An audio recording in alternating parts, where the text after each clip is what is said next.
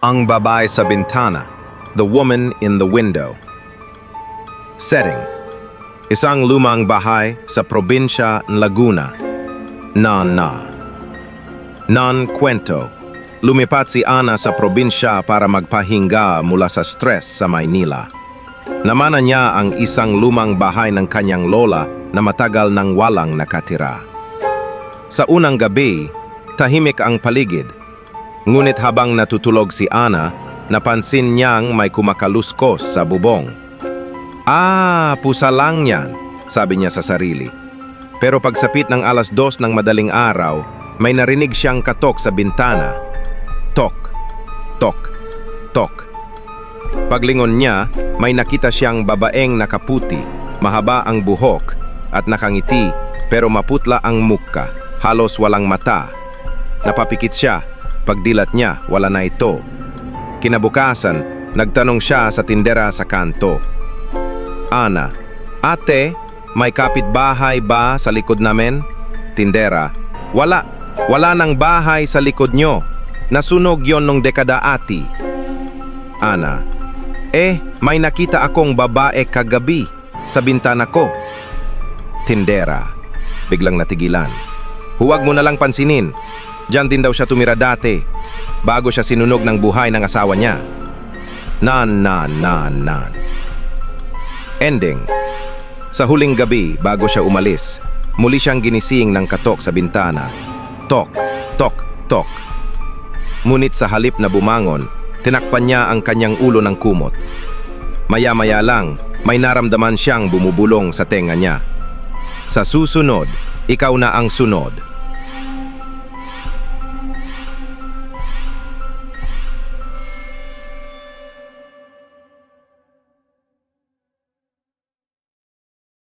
Ang babae sa bintana.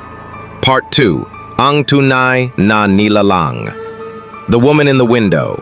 Part 2. The real creature.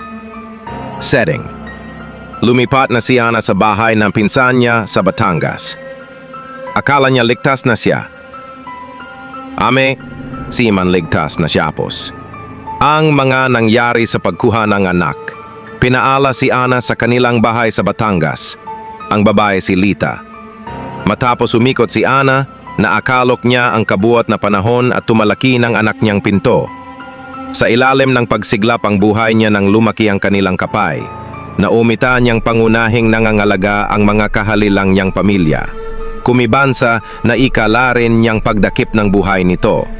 Kumpil ang pagtatandang bahay. Lumalaki na rin niyang pagmagsali sa trabaho. Ang pangalawang isang naging gagawin niya, naglarilikot siya sa kanyang bahay sa Batangas. Masasikaran niya ang mga buhok sa tawas ng kahalik. Ang bago na mga kanyang kagawa ay sa sarili at sa trabaho nito. Ang pagkakabaka niyang kahalik na tumataas ay nagpapahigay ng maraming malalaking alam niyang sarili at ang pagpapakita sa mga kabahayan. Kailangang naaasa si Ana sa bahay ng lola niya. Lumipat si Ana sa bahay ng pinsang si Aling Tess sa Batangas. Tahimik sa umpisa. Walang katok, walang anino, walang bintana na may multo. Pero isang gabi, napansin ni Ana na tuwing kalagitnaan ng gabi, nawawala si Aling Tess. Ana, Ate Tess, saan ka po nagpupunta tuwing 10 oras ng gabi? Tess, lumalabas lang ako para magdasal. May lumang simbahan sa likod. Huwag kang lalabas ha. Pero isang gabi, hindi mapigilan ni Ana ang kanyang kuryosidad. Sumilip siya sa bintana at sa ilalim ng liwanag ng buwan, nakita niya si Aling Tess.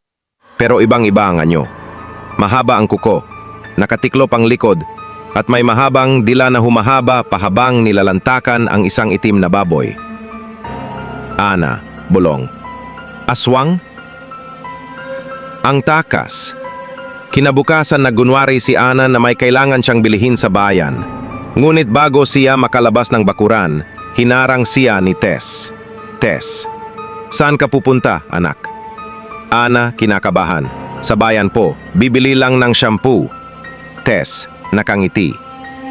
Ang bango-bango mo kasi, Ana. Amoy dugo ka.